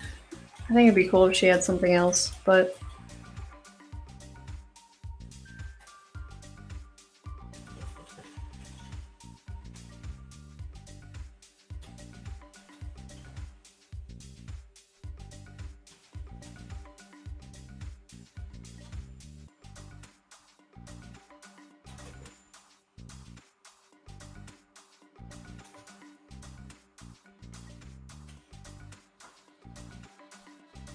maybe later we can add some trim and stuff. Another thing that's helpful too is, you know, maybe this is a little stiffer, so we can kind of change the way this silhouette on the bottom kind of fits. These can be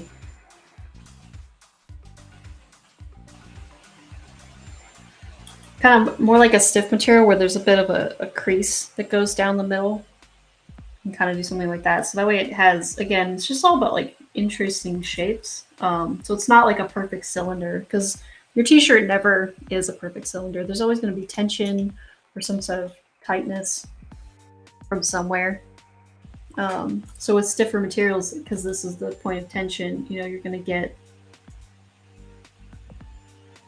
some folds that kind of do something like that.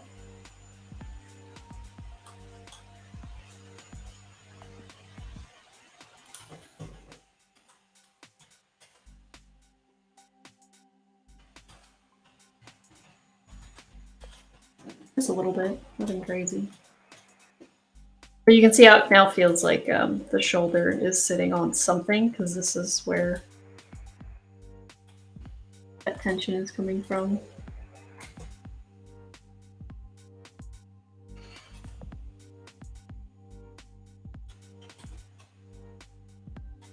You can pinch this up a little bit. It's a little too thick, because it doesn't look like it's slimline anymore. Okay.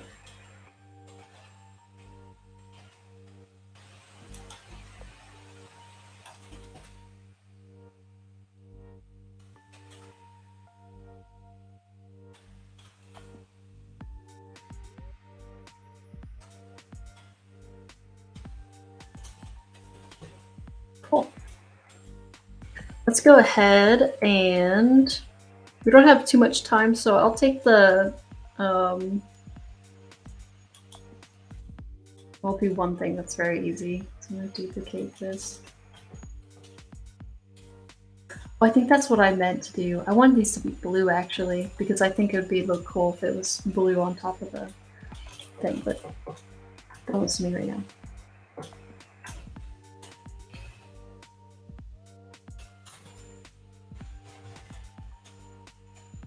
We'll grab these, bring them up there.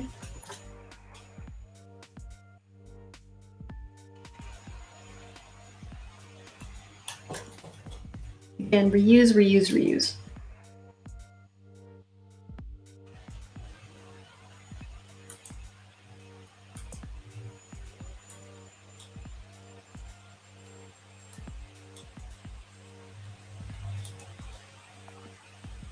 We can fix a lot of this stuff later. I probably won't even have, because these are like 2. I'll probably just keep 1 for each, but that's just the way the micro poly works right now. So just keep that in mind when you're building this stuff out.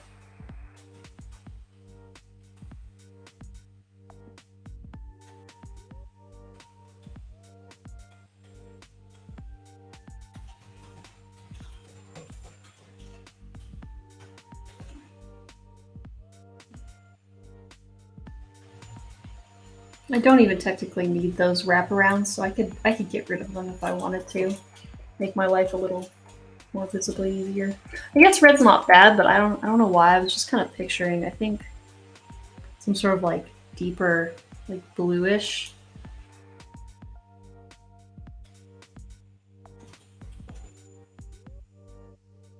I don't know. What do you guys think? Let me know. That way the red pops out a lot, but it's just like another color accent. You don't want the color to be, you know, like it's blue, you know, because then it competes. But if you keep it like a subtler, cooler thing, that it has like nice contrast. So I think we could play with something like that.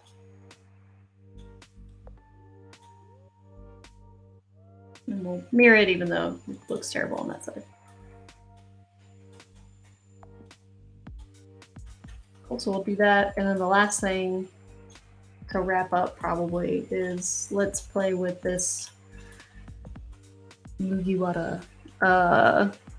With straw. That's straw hat, but I don't know what cape is, so sorry guys. But I saw straw and immediately my brain with One Piece was like, let's say thing. So again, I'm gonna duplicate this because right now this is just, it's not even a mesh. So I'm gonna duplicate it so that way when I turn off nano mesh, wherever you are, I have just the piece of geo underneath.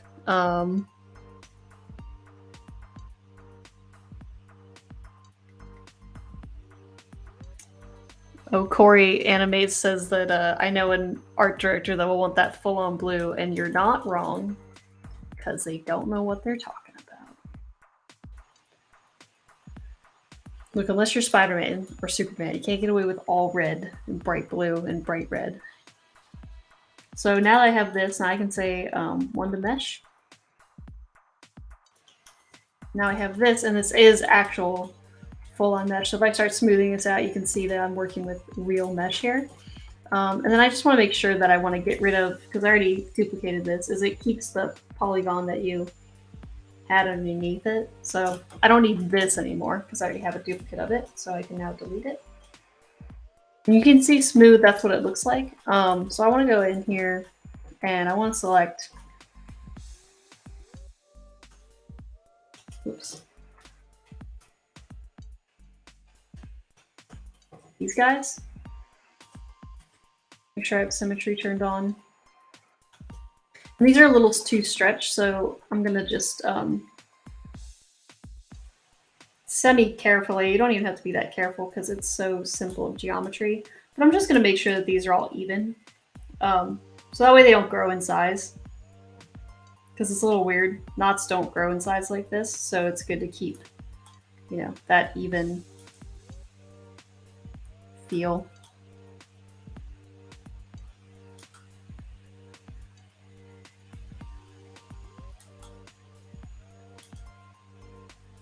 Sequential art, yeah.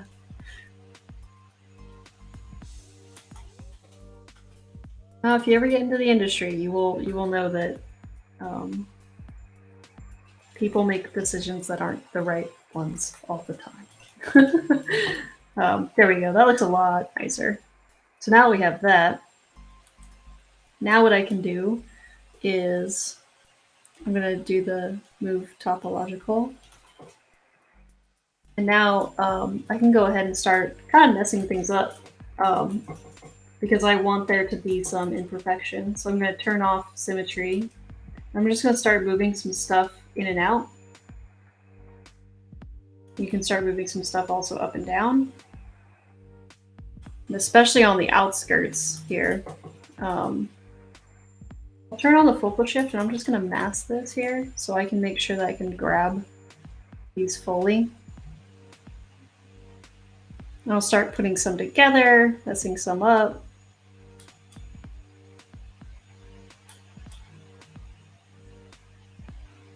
Oops.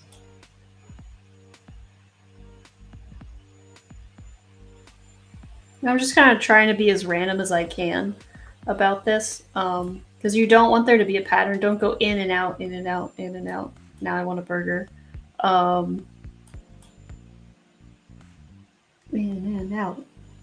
You want it to feel kind of random the way you're doing it. So if there's a pattern of things going in and out, it won't feel random anymore. Our brains are really, really good, by the way, at picking up patterns. We're super good at it. So the more you can try to just trick yourself to zone out and not do it. Our brains are good at picking up patterns, and we also like patterns. So that's what is one of the hardest things about being an artist, is you have to kind of break your own instinct of making things feel a certain way.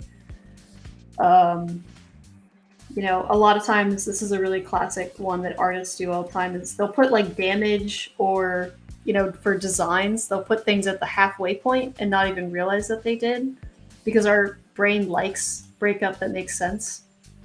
So you constantly have to fight with your own instincts. to not do that. And it helps that I just kind of blabbering on to you guys while I do this, because I'm not thinking about it. So it's important to not think about it. And then you'll get something that feels like pretty random.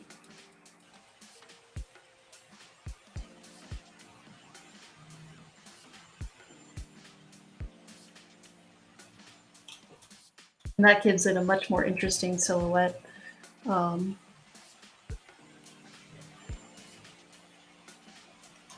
Right. It was cool before, but I think it's way cooler now because we have that cool variety.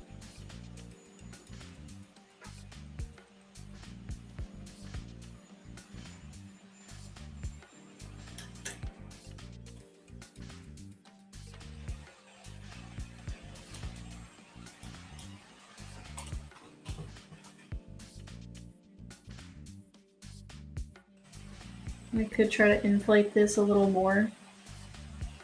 Again, we want these to be a little thicker, especially because we're going to print it.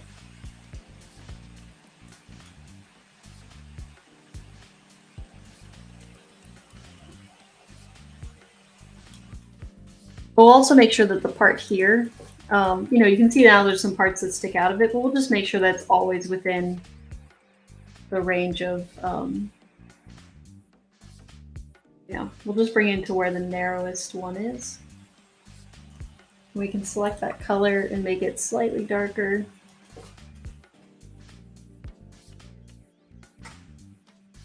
You know, and just kind of hide it, and then we can extrude it later, and that'll help us be able to print it a lot easier without it being a bunch of individual parts. So it'll be like something that's kind of a relief on top of something else. What's nice about this now too is if I take this, oops, not that, this guy.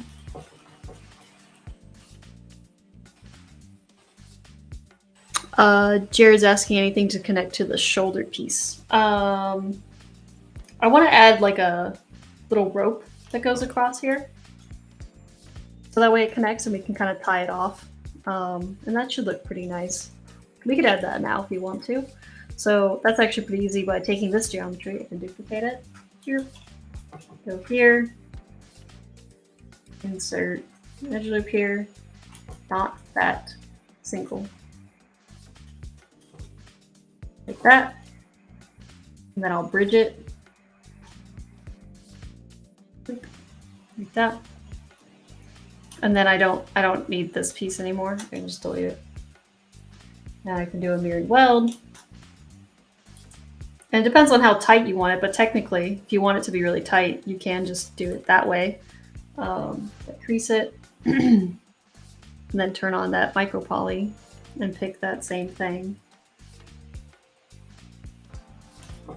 You know, now we have a knot. And then now what we could do is we could take this knot that we have and make it smaller. So I can duplicate this, and I can also grab this one, duplicate it. I can merge these down. Bring this up. It's going to be huge, but we can make it smaller now. Fill that object in.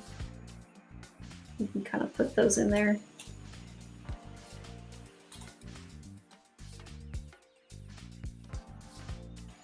Right, and eventually we can do something too where we can make sure that it's sitting kind of, we want it to sit on her shoulder. So move these down.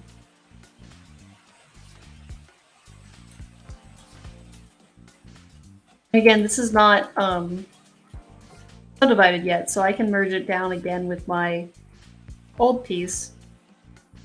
I can move this as a whole pretty easily. So I can move all this down. Oops, turn on symmetry again.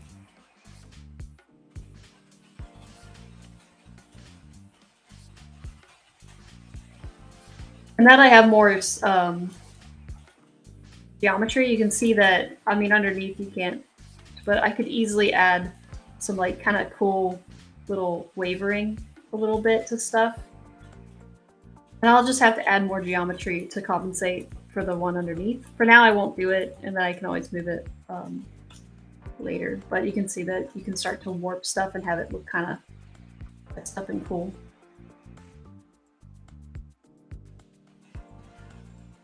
Do something like that. And there you have it.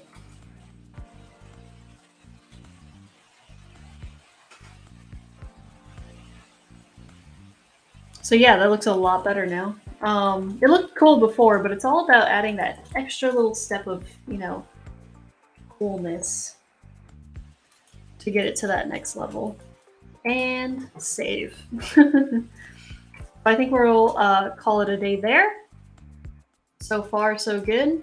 I think our character's coming along pretty nicely. I'll have to wrap up a few other little details, but you can see how we got pretty far. I'll use that same UV method to get this to feel kind of like a twisting rope as well.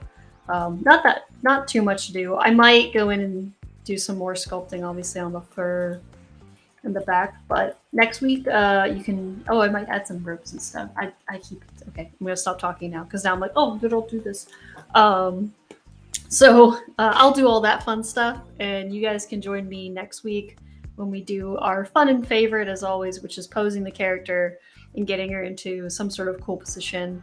I haven't really figured out what I want to do yet, but we got a poser for D&D, which we'll discuss like what that means and what we can do for that. But for now, I'm going to go ahead and sign off, and I'll catch you guys next week on Tuesdays, same time, 4 to 6. I will be here. So you guys have a good night. I'll see you later. Bye.